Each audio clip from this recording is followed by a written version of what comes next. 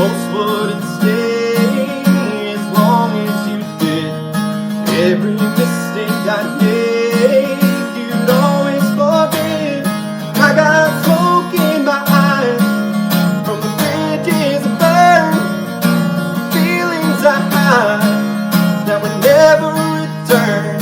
I got good at goodbyes until I met you, 'cause there's one thing I could never do. Stop loving you.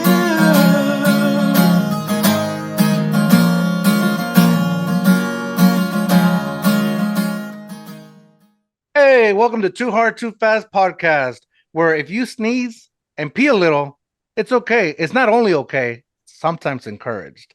So welcome. In today's episode, we have Ben Durand. He used to play football for Auburn in college, and he is now working his way up into a music career. I'm a fan. I'm hoping that at the end of this episode, he's going to play us out with an original Ben Durand. We'll see about that. Ben, what do you say? Oh, absolutely. I got you, brother. I appreciate it. Thanks for coming on. And we know we're going to talk about your college career and football, how we met. I think how we met was a pretty interesting story. And we'll see what else we can get into. So sit back, buckle up. Let's go. Too hard, too fast. Boom. Welcome to Too Hard, Too Fast. Welcome back to Too Hard, Too Fast. Anything that rolls downhill, man. I mean, old habits die hard, right? It's the podcast by the people, for the people. Well, I'm going too hard, too fast. We are double fisted on that ass. Only here, too hard, too fast. Let's do it. Welcome back to Too Hard, Too Fast. George and I are getting after it like we did after the Super Bowl. Woo. Hopefully we'll remember it this time. Yeah, seriously. So welcome everyone to Too Hard, Too Fast podcast. That's right. Where we go off the rails and George has to worry about it. So here we go. For the podcast of the century. Cheers.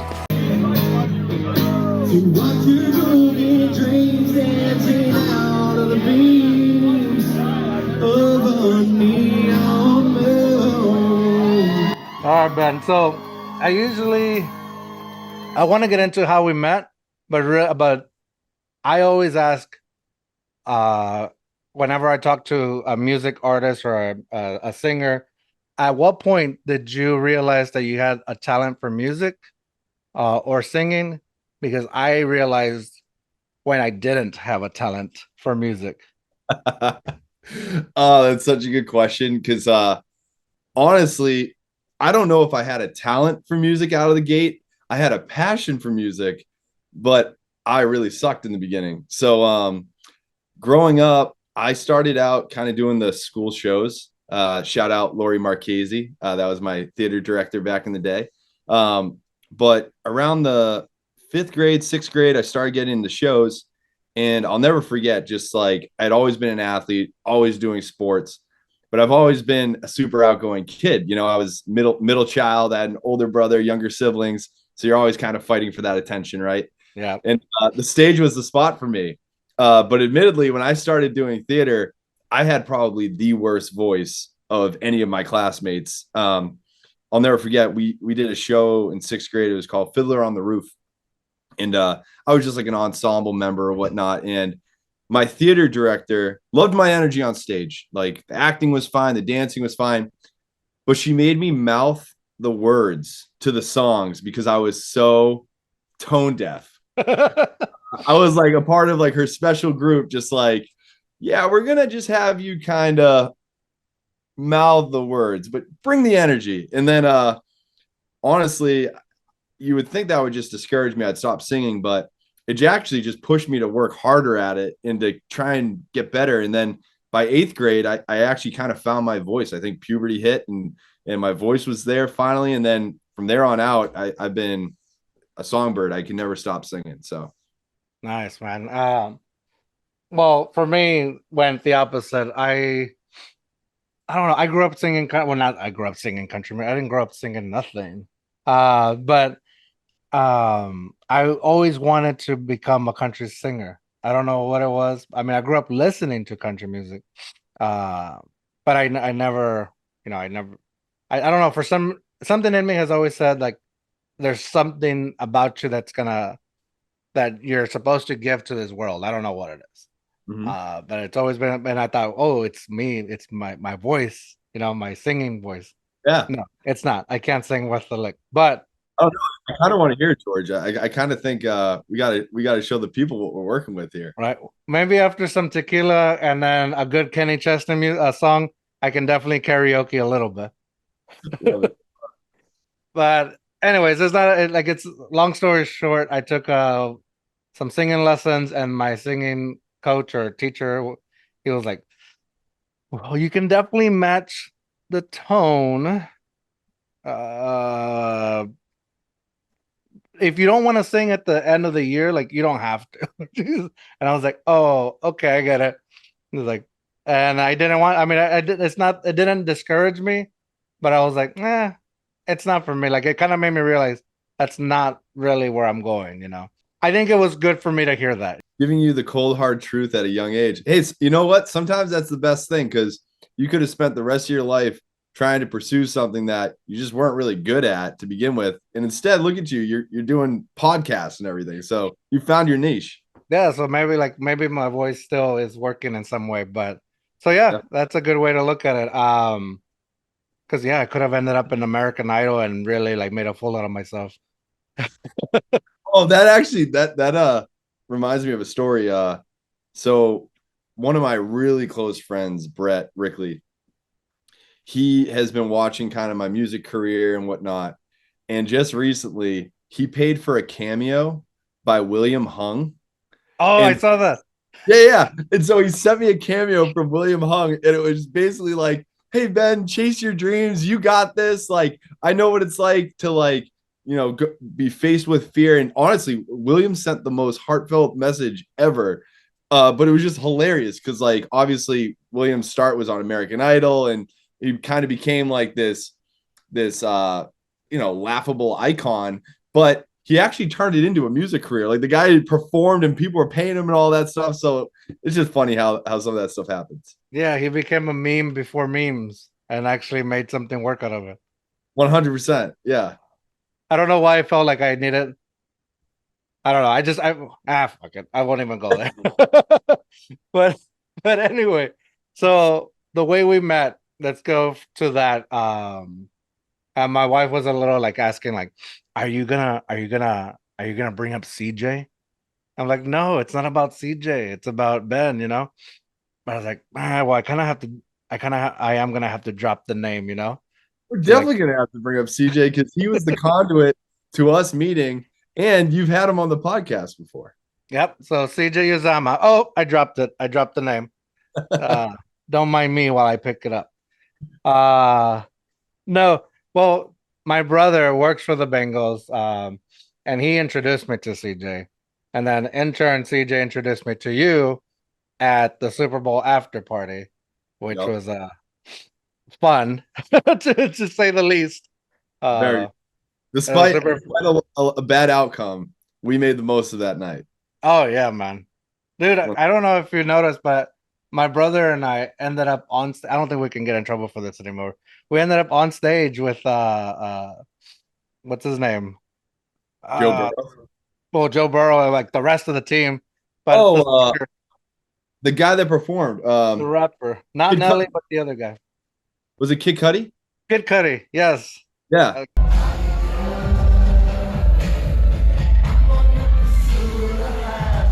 I don't know why I was thinking T.I., but it was Kid Cudi.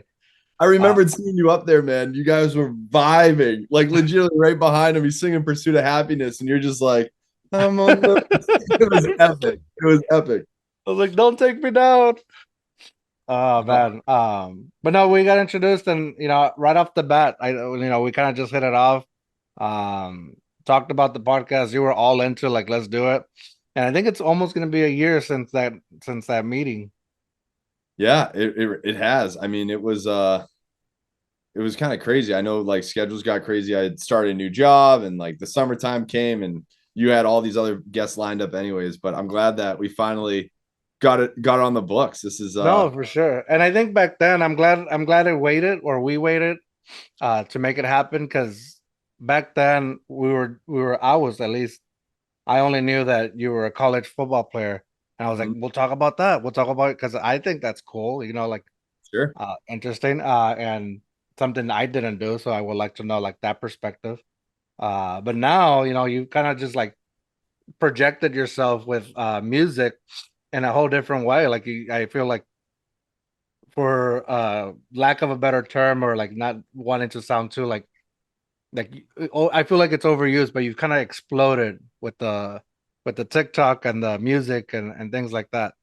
Yeah, we'll call it like a small firecracker. Like I don't think it's been like an explosion yet by any means, but I've loved it, man. I just like I've always had a love for music. I've always had a love for country music, and it's just been such a good outlet. Like, and I'm sure we'll get into the whole story of how I even like started, but it's been so much fun.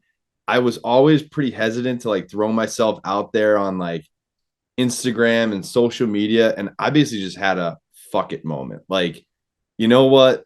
Why hide this anymore? Like, my buddies around the campfire love it. Maybe people online will love it. And it's been amazing. Just like this community that we've been building on TikTok and even like Instagram, just how supportive everyone have been. And it's really given me like the encouragement to keep doing it more. And I'm just so appreciative about it. It's just been great. Yeah. So I'm gonna ask you in a little bit. I'm gonna leave with a different question, but in a little bit, I'm gonna ask if you have gotten any weird feedback or negative feedback from any like close friends, or just friends in general, or acquaintances, or even family. But yeah, let's get into how you got started in the first place. It seemed like you picked up the guitar during COVID when everything was quarantine, and you just self-taught yourself. Yeah. So it's crazy. So I mean, I was super into theater, like I said, when I was younger, but I was very much into sports. And so when I went down to Auburn, I initially went down to Auburn just to be a normal student, just wanted to be at a school with huge school spirit, awesome football team. Like, they had just gotten off of the Cam Newton year, won the national championship. Like, I was coming to Auburn at the best time.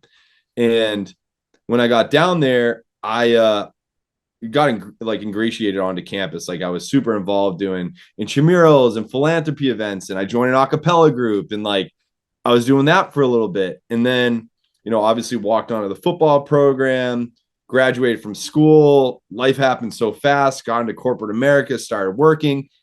And it was like years since I had done anything in music.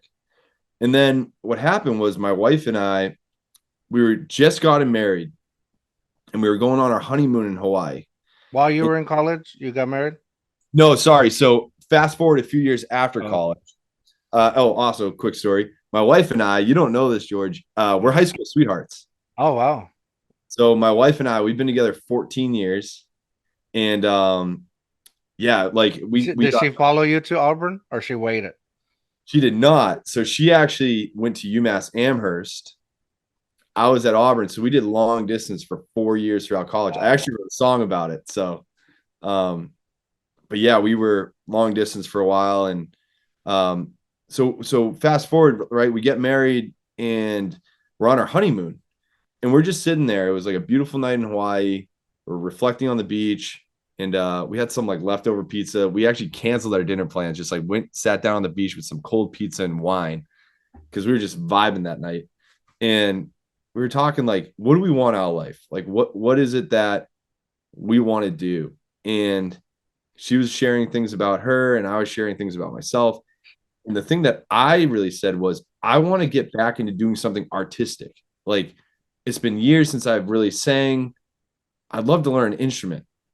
And so the day we got home was a Saturday. That Sunday, I went to Guitar Center, bought my first ever guitar, which is like right here. It's a Seagull. And I started playing every day. And then COVID happened. And all I was doing was I was locked inside my house with a guitar. And had I not started this, I don't know. I probably, instead of putting on 30 pounds, I probably would have put on 50 pounds throughout COVID. So I was grateful to have it. I definitely put on the 50 pounds and still trying to take them off. I'm assuming you played high school football. Yes, yes. So what got you into like the football at college? Yeah, so that's actually kind of a crazy story. So initially I went down to Auburn, never imagining that I could play for the program there. Like, kid from Massachusetts, small town of Tingsboro. We have like 12,000 people in my town. We were lucky to have like 400 people at a high school football game. Like, it was small potatoes here. And so when I went down south, the last thing I ever thought was like I could play at this level. But what happened was I was doing intramurals, and my intramural teams were doing really good. And then kids on campus were like, you should really try and give it a shot of trying out. And I was like, nah, I'm not that guy. Like, those guys are freaks. And one day though, I was at the intramural fields. I was driving by and I saw all these kids playing, and they looked like athletes. Like, these guys were specimens. And I pulled over and I pulled my car out. I noticed that some of the guys that were there played at Auburn. And then there was a bunch of guys that had played at like Tuskegee University in Troy. So I went down to the field and I'm like in jeans and a t-shirt, like looking like Brett Favre, Yeah. I asked them, I'm like, hey, can I play with you guys? And they kind of looked at me like, is this kid serious? And I was like, they're like, yeah, that's fine. So I ran to my car, grabbed my shorts, started throwing with them. And they were like, holy shit, like this kid can throw.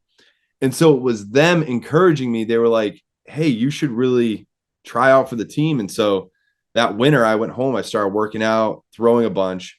And then one thing led to another, went to the tryout and made the team. So it was like kind of crazy. Like, I never thought it was going to happen. And then through, I don't know, dumb luck or like coincidence running into those guys, they like helped shepherd me onto that squad. Okay. Do you feel like you were able to keep up like right off the bat with the team? Oh God, no. Dude, when I made the team, I was the weakest guy on the team. I was like benching less than the kickers. Like, honestly, like it was bad. And the only analogy I've always said, it was like going from bumper carts in high school to NASCAR. Like, the game was so much faster. And it took some time because honestly, we had more people at our practices than I had at my games. Yeah. We just came off a national championship. You had ESPN there and like covering the thing, and or sorry, no, that was after. It was Coach Malzahn came in. So when Coach Malzahn came in, it was like the new Auburn squad, and that was when I walked on. And so it was just kind of crazy because there was so many people at the practices. I didn't feel like I belonged, but then after like a year with the program, they beat me up. They like got me in, and then I felt like a part of the team, Nice. Was it difficult to like at least try to get a walk-on spot, or not try to get a walk-on spot, but try to even have the talk about having a walk-on spot? Yes. I'm pretty sure everyone I told when I like started getting the thought in my head of trying out, no one thought I had a chance. Like, my mom and dad were like, son, we love you. We don't want to get your hopes like and dreams broken, but like, it's a really good team. Like, just don't get too high or low, because I wear my heart on my sleeve sometimes. And just no one thought it could happen. And I remember when I walked on, that was really just the start of it, because like, you're not promised anything and you have to earn everything. So it was like you had the worst workout times. You had like the least privileges of anyone, and you were just trying to make it through spring cuts, because at the end of the spring, they cut like 20 or 30 guys to make room for the freshmen that are coming in the fall. Oh, dang. So that was like a sketchy situation. I'm like, am I going to get cut at the end of the spring? Like, have my dream ruined? And like, luckily they kept me. So it was awesome.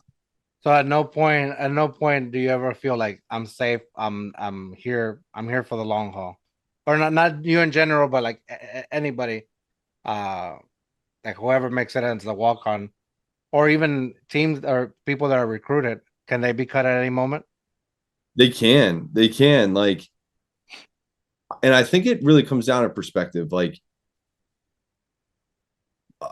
I'd like to think that most of the time that I was there, like I was just grateful to be a part of the team. Like I was bought in. I did my job. I was never late for a meeting. I showed up to everything. I was a good teammate, you know? And it's like if you're doing all those things, you're safe. But like if you start becoming toxic and you're not seeing the field and you're weighing down the team, like you're becoming an anchor, those guys like are gone in a flash, like especially under Malzahn. Like he wasn't gonna keep that around the squad. Yeah, that makes sense. I mean, you don't want, like you said, toxic. They would just ruin everybody. Oh yeah. Bring down the team for sure. All right, so I know we kind of mentioned you picking up the guitar during COVID and kind of teaching yourself.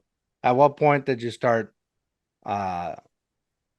singing to your playing, and then when did you start writing your own music, your own songs?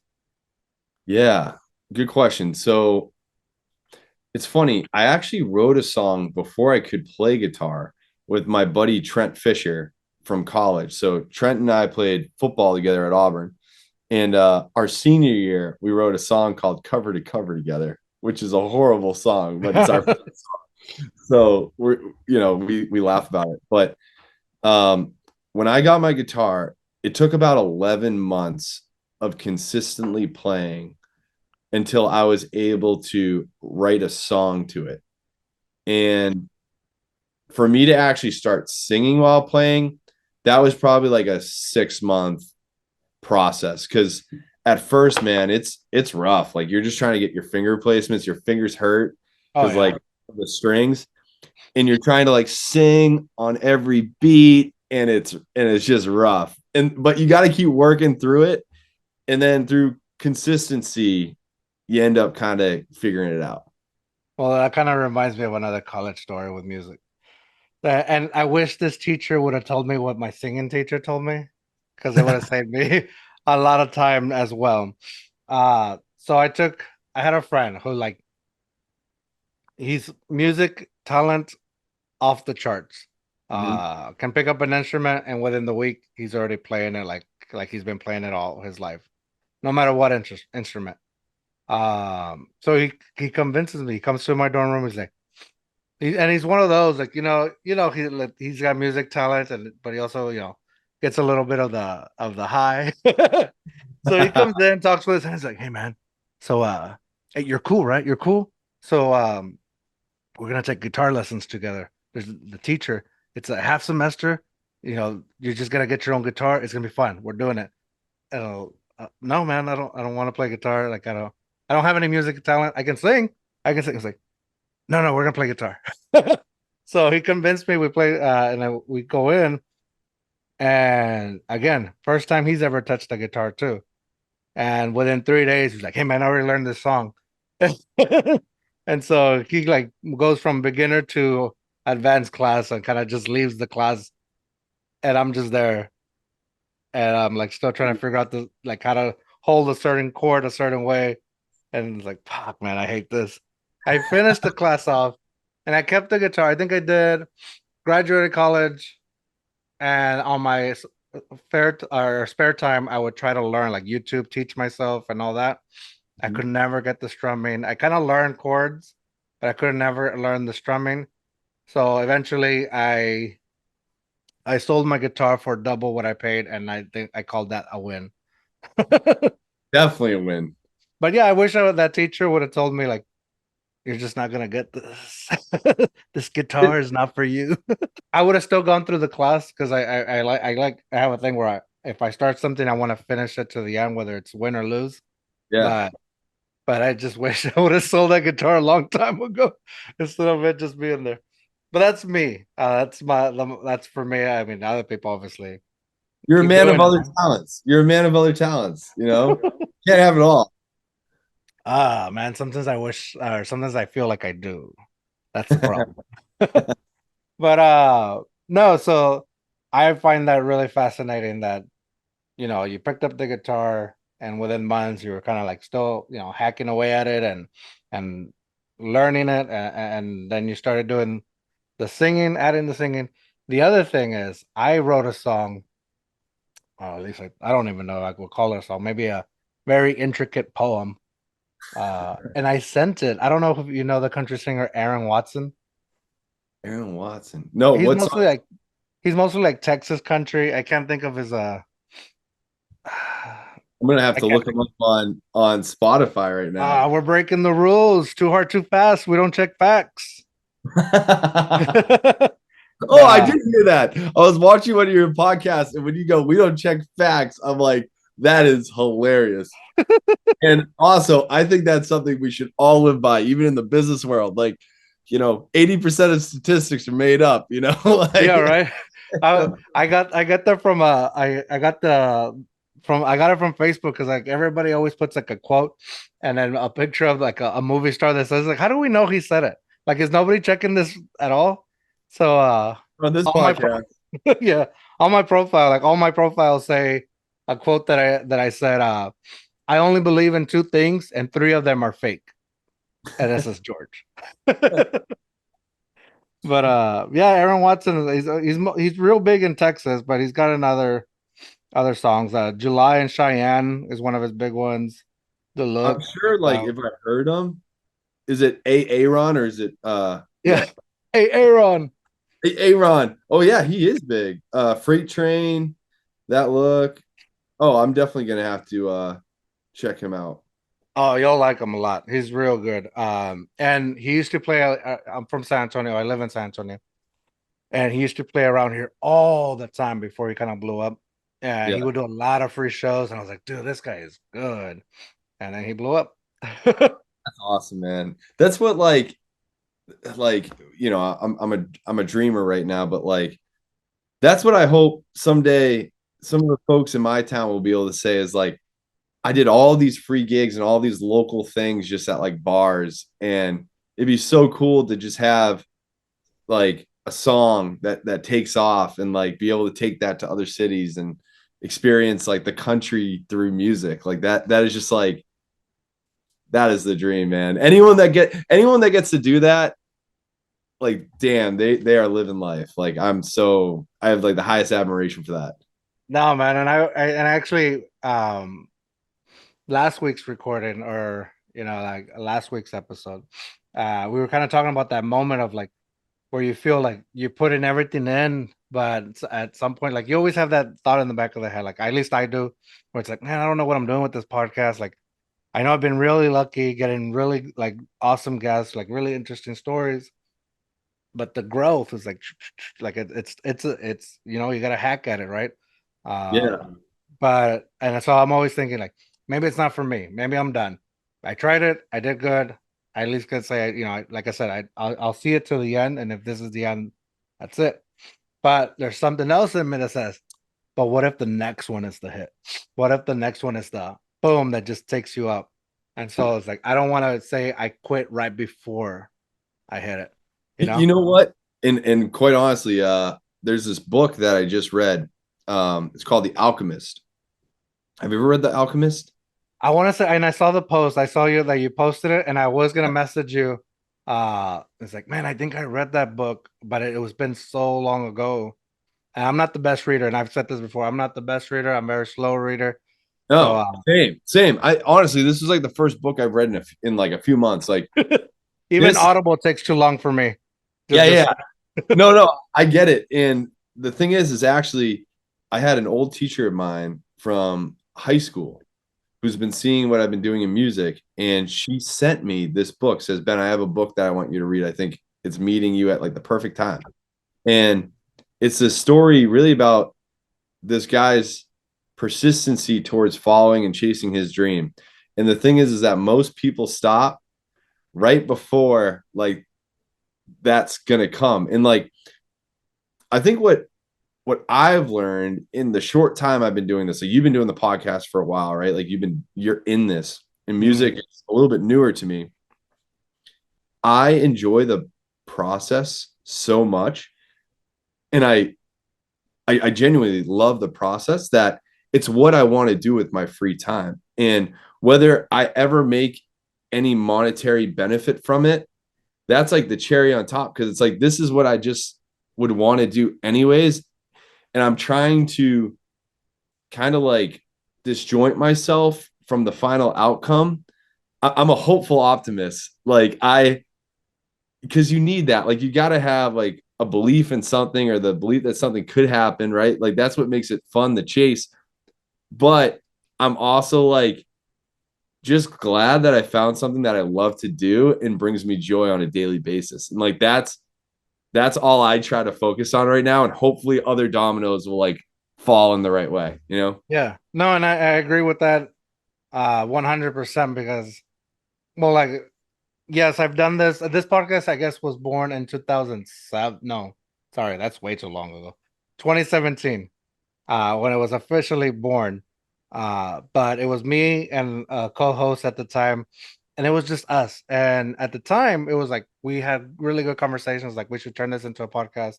Probably how all podcasts start.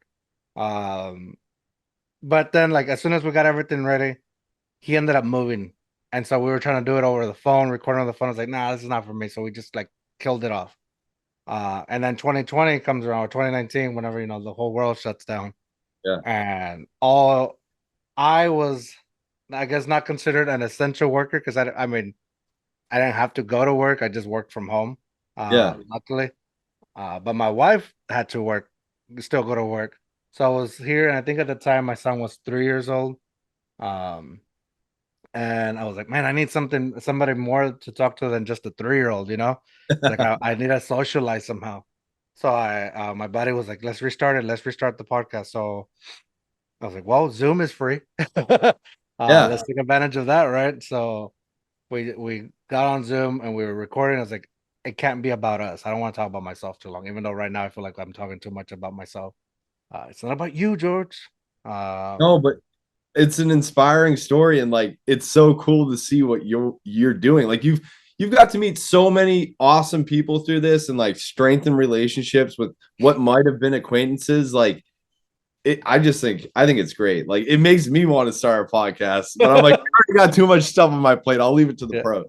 No, I mean, the thing is that's the point. Well, the point I was trying to say is that I didn't start it. Of course, the idea of like, oh, can I be the next Joe Rogan and get that $1 million contract? That'd be nice. But the drive is not the money or the fame, the possibility of it. But it's like the thing that gets me: am I reaching the people I want to reach? And that's the thing in the back of my head is like, am I not reaching them? If I'm not, then what am I doing? Should I just stop it? It's more like reaching the people that, hearing different stories. Maybe somebody else that's starting to wants to like, I want to put my music out there, and they don't know. And now you're like somebody like you that's picked up a guitar, and then pretty soon you're gonna have Spotify music. So that's a big deal, I think. At least I think that's a big deal. I think so. I mean, I've been talking about it for a while now. I feel like I've been talking about it for over a couple of years now of just like recording these, and it's crazy, man. It's funny when you have a hobby that you love, and it's easy to just be like, yeah, that's just something I do on the side. Like it's just a hobby. Like it's a safe zone because people can't really judge you if it's just a hobby. It's like it's another thing to like really jump into it and be like, actually, this is what I want to do with my life. And I don't know, like for me, I know like music is what I would love to do with my wife. Am I ready to quit my day job and to move into it? No, like I'm not there yet. I haven't seen enough of like the evidence that I could support my lifestyle and the things I want to do just on music alone. But also I like what I do for work. Like I'm cool doing what I do and having the blend. And then if it ever does replace it, if I'm ever fortunate enough, like then that'll be an easy conversation to have with my manager. And I bet you he'd even be like, you know what, Ben, good for you, like, yeah, so. I think they will definitely, push you out. I was like, hey man, why hold you back from that? Dude, I'm excited from all this. Look, I got the sweats. I'm sniffling. I'm gonna go off camera and wipe my nose. Gross.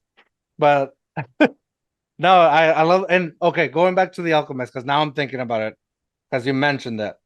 And there's for some reason it has to be so, or the reasoning of like the reason why I don't quit certain things.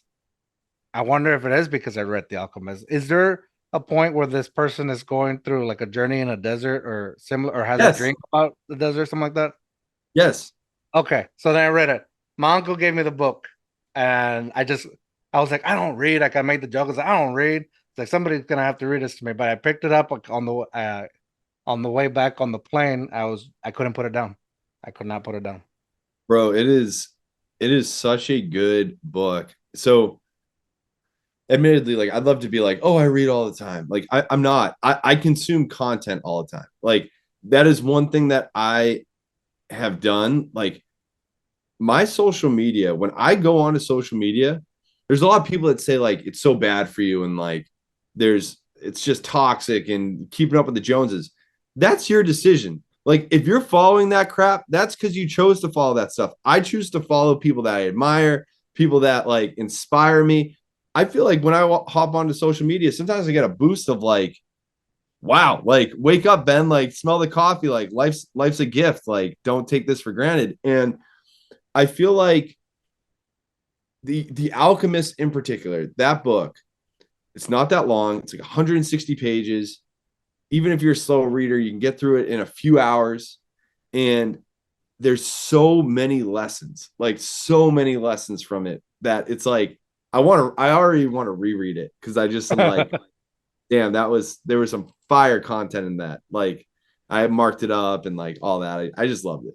No, yeah, and a few hours, Ben. Well, then I think it took me a few weeks. Oh no way, man. I mean, dude, honestly, Okay. I think I started at like 9:30 and I finished at like 2:30. So 10, 11, 12, 1, 2, 5 hours, 160 pages. I don't know if that's great. My mom would probably be Well, I horrified. mean, hey, I'm telling you, I'm definitely. It took me a while. It took me more than a few hours. Uh, but that's me. I'm more of a math guy. Not much of a. I will read because I feel the importance of reading, but I prefer math. I've always have. Do you need a refill? Well, I had booze and now I'm just having a water. Oh, okay, fair enough. I took off the top of mine because I was having trouble getting any wine out of it. Do you need a refill? No, I have a plenty. It's like pretty still full. There you go. I was just making sure. I love how free flow the podcasts are. Like I just feel like where's the fire? Like we just need to like have a fire and like I chill. know. Somebody described it once as as a as a bar conversation. That it feels like having a bar conversation where like you talk about 3 different topics at one time and then forget about what you were talking about in the first place. I mean, it's kind of a vibe. I'm not gonna lie. Like, I love the fact that like it's so unstructured. Like there's no preset questions before coming on. It's just off the cuff. Like you're getting what you're getting right now. You know. Well, I mean, I do a lot of I do some research and I do write a few things, but I don't hold myself to it. And that's one of the things like I at the very beginning with the podcast, like I wrote all these questions down and I'm trying to make sure that I hit every point to flow a story. And then I realized I'm not making a connection with the guest. I'm not talking to them. I'm listening for the next question. Right. I hated it. Like I felt like the guests would come off it and be like, yeah, this was fun and whatever. But we had no connection, so no real reason for them to come back. Which Right. is probably why CJ hasn't been back. But he keeps promising. No, I'm just kidding. No, but CJ was one of the first. So I really felt like at the time, if I had not spoken to CJ beforehand, like had other conversations with him, we would have not connected through the podcast. Right. And then we got real drunk, and I think I texted him the next day, and I was like, "Dude, I'm sorry if anything went real weird." But it took him a while to respond to me, so I was nervous that I did offend him or something. But luckily, that's not the case. Love it. No, yeah. So yeah, now it's like wherever the conversation goes, it goes, and I'm cool with it. But speaking of, let's take it back to music. So at the end, obviously, I'm gonna ask you, or I'm gonna request a song, but I'm gonna tell you my 2 favorites: "The Man I Became" and "Bridges Burned." and I feel like I know you're gonna play The Man I Became, so I don't want you to explain that one till the end. But Bridges Burned, I think I was hearing it different at first. Like it almost was like this speaks to me because I feel like I've burned a lot of bridges in my life, like willingly and unwillingly. And so that's where it was speaking to me. But then somehow it turned into like a love song. Is that right? Yep. Is that like from personal experience or what is that from? Yeah, I don't really know. Like I had this hook that I thought about. It's called I got smoke in my eyes from the bridges I've burned. And it's really kind of like a love song of a guy in a relationship with this girl and realizing that he wasn't the best version of himself when they were dating and wish that he could have done more or wish that he could go back in time and like change it. But the girl's already moved on. And like now he's kind of left there. Now I'm stuck here wishing you could see that I'm not over you, will never be. 'Cause I got tears in my eyes from the lessons I've learned.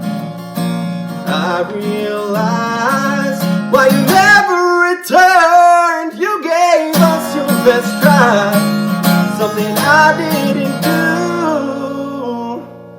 Now you've gone and found somebody new, and I'm missing you.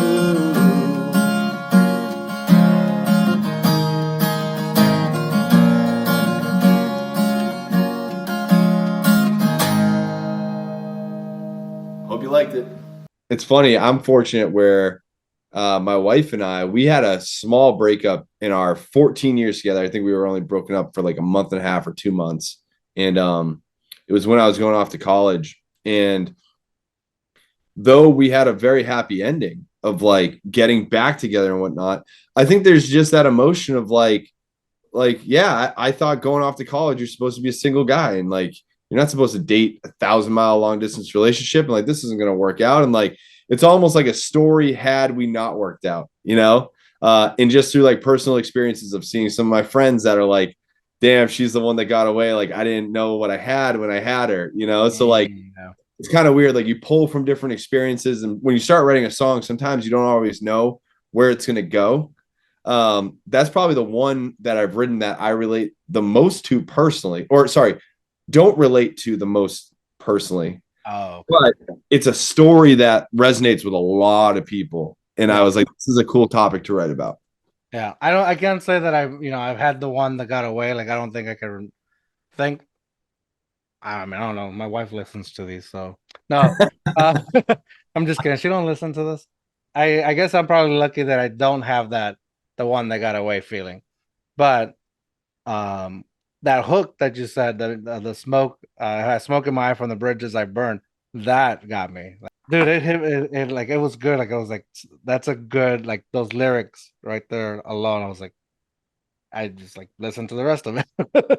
I appreciate it, man. That was a fun one to write. That was during COVID, and it's crazy, man. Like now, all I want to do is write. Like I took a break for a while from writing because I was trying to get better at guitar. I was trying to get better at performing. I wanted to learn more covers because like you can't really play out anywhere unless you have a 2-hour, 3-hour set that you can play.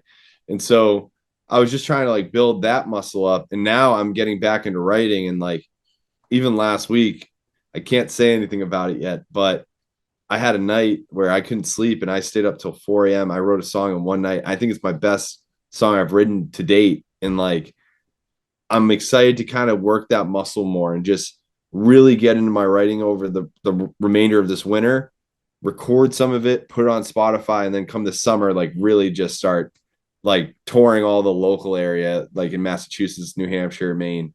Nice. I like seeing people win, especially when I like them.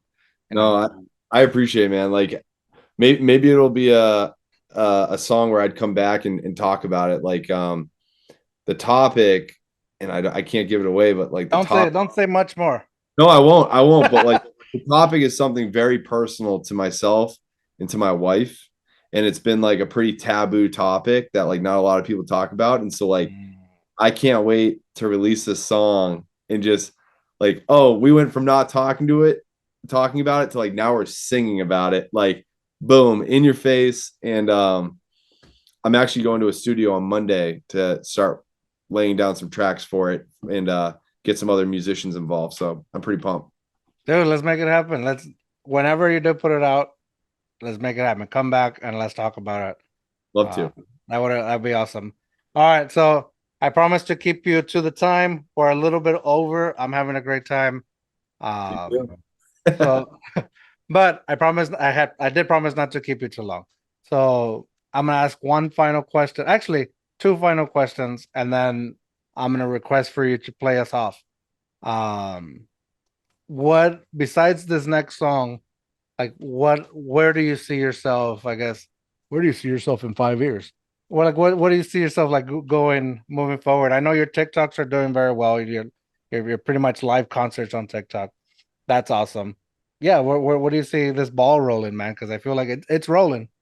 Yeah. So like for me personally, I'm trying to do like all the little things that are within my control and just attack them like consistently and just make like little progress because like 1% better every day compounds and like there's exponential effects to that, right? So my like short term, I guess like 5-year goal is I want to start playing at some really desirable like locations around Massachusetts and New Hampshire. And my goal would be to open up for some big country artists that come up this way. Like I actually had the chance to open 2 weeks ago for this guy, Sam Grow, who is signed to Brantley Gilbert's label. He's performed at the Grand Ole Opry. He's got 1.2 million monthly streams on Spotify. Like he's established. And I got to open. I did a full hour set opening for him. We sold out this venue. And I would love to do more of that. Like that would be fun. And my hope is with the music that I put out, just to put out stuff that connects with people and to be able to build like a stable of folks that are interested in hearing my music. You know what I mean? So like, I try not to set like any goals of like, yeah, I want to be at like 10,000 monthly listeners or, you know, 1 million monthly listeners or anything like that. Like, I just want people to enjoy the music that I'm putting out and to continuously like stay in a state of like loving what I'm doing. And as long as I'm loving what I'm doing, I'll be super happy. And that's kind of like the short-term goal. And like, I guess we'll see where it goes from there, you know? We'll see what happens. So I said only one more question, but it reminded me that I never asked you the feedback question that I said I wanted to know. So I'm going to ask for a too hard, too fast story. But before that, what kind of feedback when you started putting yourself out there, like music wise, or even just the idea that you're going to do music, what kind of feedback did you get from friends, family, anything? Like my mom still like, it's like, I have no idea what you're doing. But I see that you're doing something and you're really like dedicated to it.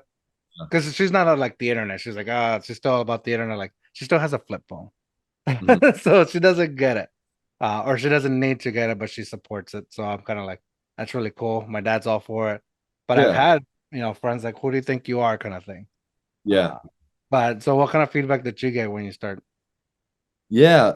I think I've been very fortunate where my friends and family have really gathered around me and supported me in a way that I didn't even anticipate. Like I've been playing around campfires and I've been singing at like, and from high school, I live in the same town I went to high school in, right? So like people have known me as a singer for a long time. And I think they're just excited to like see me putting myself out there in something that I was really nervous and intimidated to do for a long time.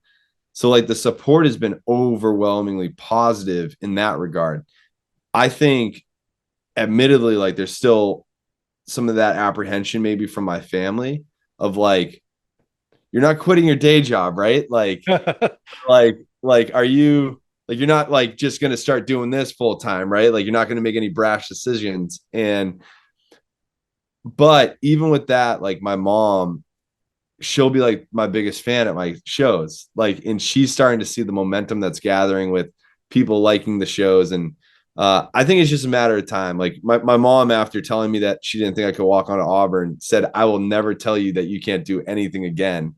But there's still like, I think a little bit of that, like, you're not like, you got a really stable thing here. This isn't as stable. But overall, I'm so blessed, man, with the support I've had. It's been like overwhelmingly positive. My friends show out to the shows, and it's been really fun. Nice. And then I bet you being like or having a past in football or competitive, that little bit of like maybe you won't be able to, like any of that feedback kind of gives you more of a drive. At least it does for me. Like, oh, I'm gonna try to prove that you're wrong, or at least I'm gonna at least try. No, 100%, man. I think what I'm realizing is like I am my own worst critic. Like, Oh yeah. I am so hard on myself. I go on TikTok and I will just watch for hours people that are more talented than me. And I talk about this on my live shows. I'm like, if you scroll up or if you scroll down, you're going to find a better guitarist than me. You're going to find a better singer than me. You're going to find whatever. I think kind of what makes me unique, or like my group unique, like our channel that people log into and listen to, is how positive of an environment it is. Like, it's good vibes. Everyone genuinely is there just to have a good time, show love to one another. And like that's contagious, and that's all I want to breed, man. Is just like a good, feel good environment wherever I'm at. That's like what it's all about. And big names have noticed you on TikTok. So, dude, that was wild. I know what you're talking about. Like, yeah, Parker McCollum like sent me a cowboy hat, like a virtual gift cowboy hat tip on TikTok, and then David Nail sent me a comment just like, sounds great, and I was like, these are like my idols, and yeah, that's badass. My live feed. It was awesome. Dude, yeah, that is super cool. But with that said, I'm gonna ask you, do you, Mr. Ben Durand, have a too hard, too fast story? A time where you either got too drunk to function, a cautionary tale, or words of wisdom? Anything you feel comfortable sharing? Yeah. I'll probably go with words of wisdom. And like who am I, to share any words of wisdom with anyone, right? Like, we're all on our path and we're all trying to figure out our stuff, and I certainly don't have it figured out. But the one thing I'm starting to realize more and more is that in life, the biggest obstacles that are in front of you are the ones that you put up yourself. It's like we get caged by our own thoughts. It's less external noise, and it's more the internal voices that stop us from doing things. And it's funny, I've let those voices or those insecurities stop me for periods of time at pursuing something that I wanted to do, through concern of fearing to fail at it. And what I've found is every time I finally overcome that and just said, screw it, like, I'm going for this, it's always ended up turning out to be like a great decision. Like, I don't know if it always brought me to the peak of what I thought I would have done, or gave me the outcome that like you'd always hope for, but what I learned from it, or the things that I experienced through it, were worth taking the step forward, and it's given me so much growth. So like, my biggest thing is like, if there's any hobby, if there's any passion, if there's anything that you've been putting off for a while and just like, I don't know how people would feel about this, you're making that up. Like, a lot of times the people that love you just want to see you happy, and they'd be so supportive if you just took that first step. And like, I guess that's my only words of advice, is just do what you love. This is limited time that we have on this planet, so just make the most of it. Nice. I mean, and I agree 100%.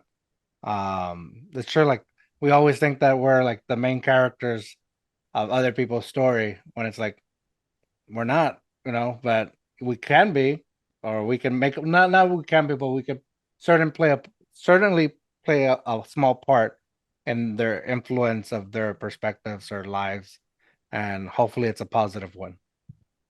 Absolutely. Yeah, hopefully you're winning the award for best supporting actor in someone's film, like For sure. Or, being the next Joe Rogan. Joe Rogan, I'm coming for you. All right, guys, we've just gone Too Hard, Too Fast with Ben Durand. He's going to play us out. It's going to be one of my favorite songs from him, original song. I'll let him intro it. Ben, I want you to come back anytime. I appreciate your time. I know we're probably going to have more to talk about in the future, especially seeing, wherever you take yourself with this music career and just your personality. Like I said, I met you in person already. You're a cool guy. So I appreciate, being on here and the time you gave this or this podcast. And I'm talking too much. So let's hear you sing, right? George, I appreciate it, man. The pleasure's all mine, and I'm humbled that you asked me to be on the podcast, and hope to come on the show again sometime. So this has been so much fun. So the song I'm going to play is one that's pretty special to me. I'm not going to lie. This is my favorite song I've ever written. It's called "Man I Became," and I wrote this song about my godmother who passed away a little over a couple of years ago now. She got cancer, and it just happened super fast. It was almost like a car accident. We got the diagnosis, and then 3 weeks later, it was just poof. And she was one of those women that just made me feel like a celebrity in her eyes, like was always pumping my tires, like, you're going to be the next Tom Brady, or you're going to be the next Kenny Chesney. And like, obviously none of that ever happened. Right. And I wrote this song just as like hoping that she's still proud of the man that I became. So I hope you like it.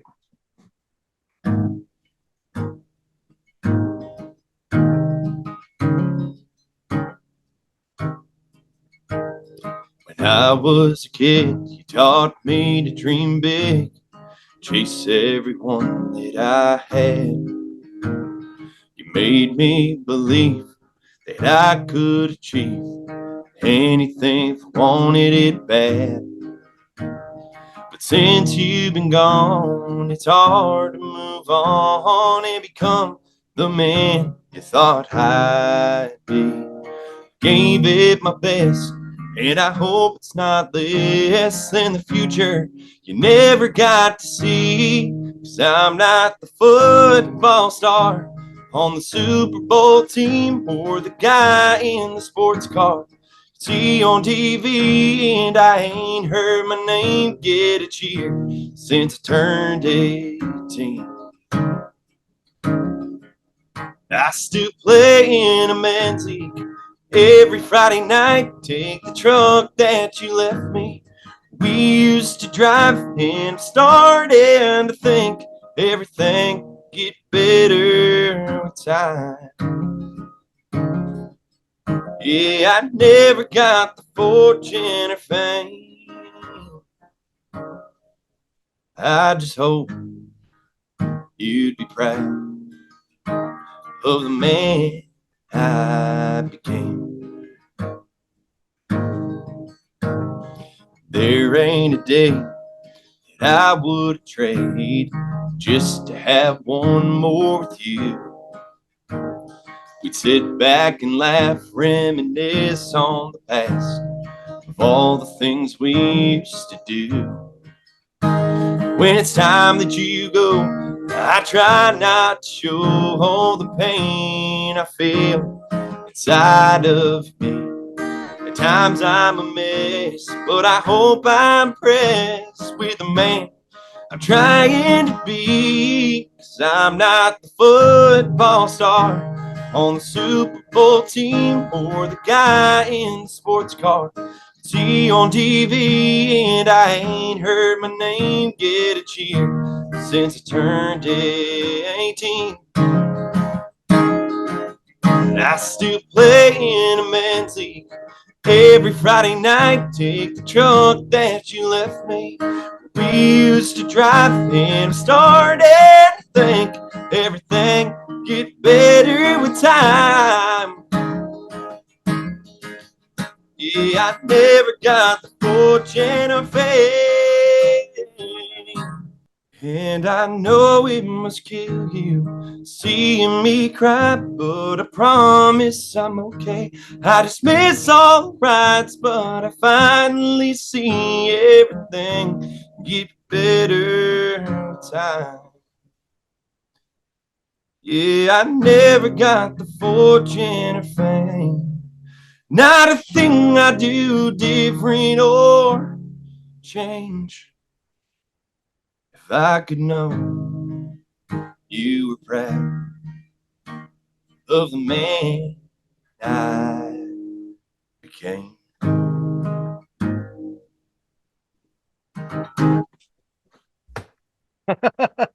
Dude, awesome, man. Again, that's one of my favorite songs that I've listened from you. Everybody can listen to Ben Durand Instagram. What's your Instagram? Yeah, it's Ben_Durand_music, and I'll hopefully have music out on Spotify here in the next couple months. I'm going to start releasing some music on that. So yeah, just getting started. Let's do it. But Ben, thank you once again. I appreciate your time. Remember, dare to be you, dare to be weird. Bye. Perfect, man. All right, man. And then dude, that was badass.